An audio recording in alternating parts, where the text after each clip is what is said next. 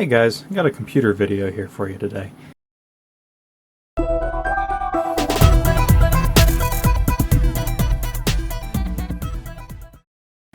This here is a Lenovo / IBM ThinkPad t42. This computer is kind of special to me because it is the bridge back to the old games that I used to play in my childhood. I've been looking for a while for a computer that had enough power to run all of the old XP and earlier era games, yet was still small and light. And this one really just fits the bill perfectly. It's really a pretty thin laptop overall. I was able to get a replacement battery for it, so this thing gets like 7 hours of battery life, 6 to 7 hours, and while gaming depends upon what game you're running, but probably 4 to 5, like with something like Age of Empires 2 or something like that. And yeah, it performs really, really well. Some of the more demanding games, it's far better to run it while it's plugged in, but it can play light stuff like SimCity 2000, SimCity 3000, all the Age of Empires games up to like Age of Empires 2. Age of Empires 3 will run fine on this, but it takes up a lot of space, and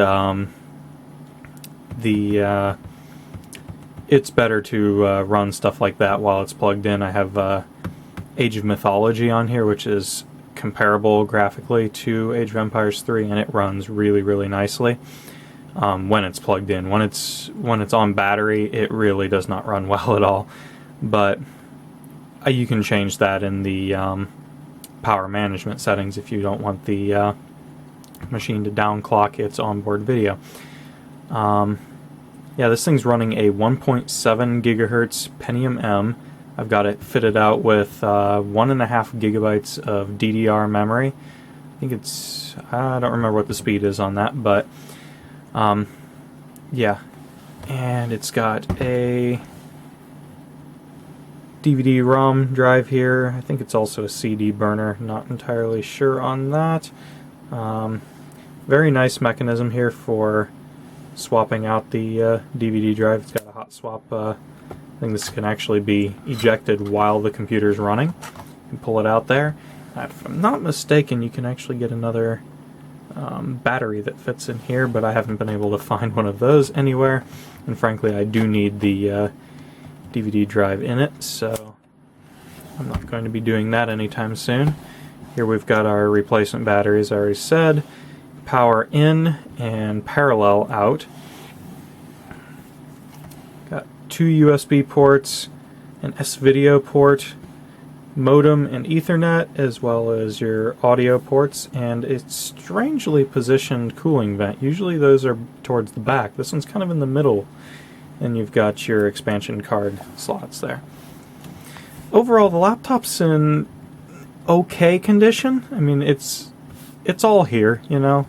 It's got some pretty bad Mars, big scratch up there in the corner, but for its age, 2004-2005 era, it's not too bad. It's definitely been used, but it's at least been taken care of fairly well. There's a little crack back here. When it's closed, it looks pretty decent. Some minor wear marks and things, but I'll go ahead and pan this up a little bit, and we'll go ahead and open it and take a look inside.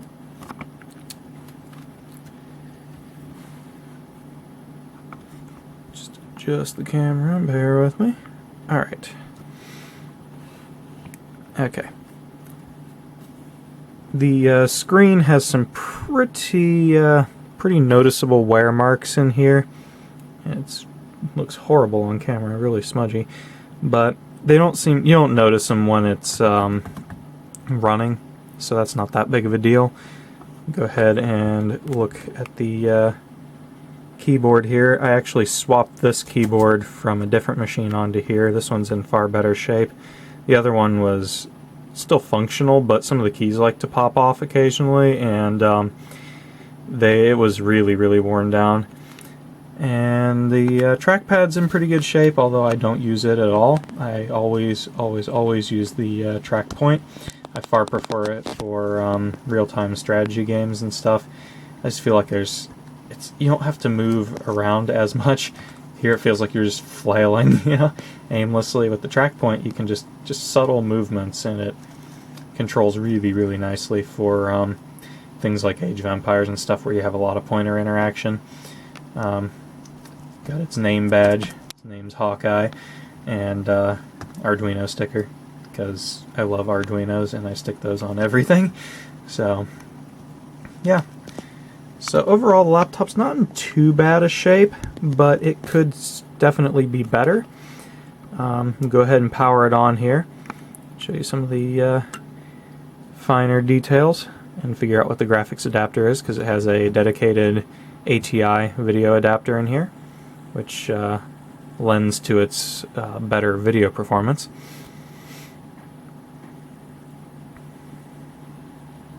Go ahead and wait for it to boot up here. It shouldn't take too long. Sounds like I forgot a disk in the DVD drive here. Yep, it's running Windows XP Service Pack 3 with a custom skin on it, which will be apparent once I get it logged in here. Welcome, it says. Yeah, not the normal blue taskbar that XP usually has. Got a really dark theme on here, which I think looks decent.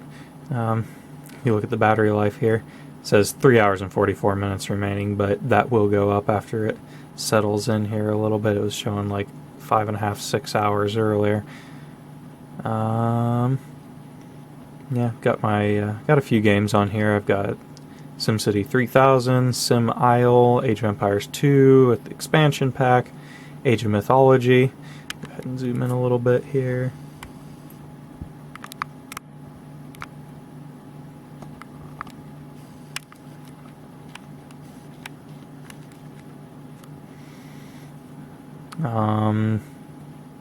Star Wars Galactic Battlegrounds, Pharaoh, one of my favorite games of all time, and Dungeon Siege. It's a decent kind of little dungeon crawler. Nothing too spectacular, but I enjoyed it, so alright, we'll go ahead and take a look at what this thing's got for specs. It's running a 1.7 gigahertz Pentium M and 1.5 gigabytes of RAM.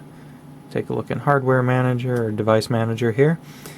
And yeah, there's some devices I haven't bothered to install because I've never had this thing connected to the internet. Didn't even bother with Ethernet or the wireless or anything like that. I should probably get these installed just for stability's sake, but it's actually been running perfectly without even that stuff installed. So yeah, it's got an ATI Mobility Radeon 7500.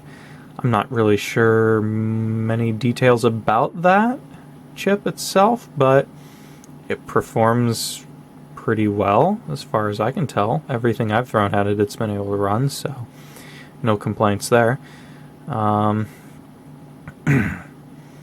Processors, again, we said we have a Intel Pentium M running at 1.7 gigahertz.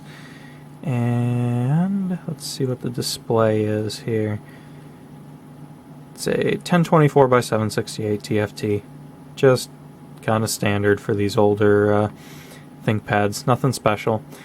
But it is nice that this machine has S-Video out, so if you ever want to hook it up to an older TV, you can do that. I actually have the docking station for this laptop, so a lot of times when I'll be running it, I have it set up on the dock just to give it kind of a little better airflow and stuff.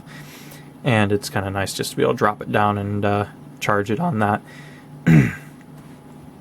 So yeah, overall, this is a pretty nice XP era laptop, and if you're looking for something to run old games and stuff on, this will do the job. It's got a little bit of a low resolution screen, but I don't mind it.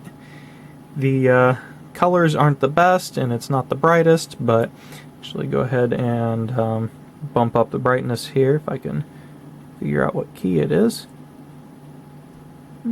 over here on above home and end. Should be able to. Actually, that's all the way up. So yeah, that's not real bright. Take it to dingy and crap looking to slightly less dingy and crap looking. Yeah, it's not the best screen in the world, and this one's got some kind of weird blotchiness to it where things have been pressing on it, but it's not real noticeable unless you have like a pure white screen on it here. But yeah, speakers aren't the best, but they're acceptable. It does a good job playing old games, and that's really what I was looking for. So I'm going to be keeping this laptop around for quite a while, I think, and I love the fact that it gets good battery life, and it's just a nice little compact laptop. Doesn't get very hot either, although the CPU exhaust on the side here is in a kind of weird shape, weird place, and sometimes when you got it on your lap and stuff, it can kind of you can kind of push up against it with your leg and stuff and block airflow, and it's really it's not great, but you can kind of work around that, and really you shouldn't be playing games with a laptop on your lap anyway, even though they are called a laptop. Probably not the best idea for cooling, which is usually why when I'm running it on a desk or something else. But yeah. Alrighty guys, well, that was just a quick look at the T42 here. Nice little machine, compact, gets good battery life, and really good video performance for its age. So if you guys like this kind of format of video, let me know in the comments, and if you want to see more of this kind of stuff, go ahead and subscribe, and I'll talk to you guys later.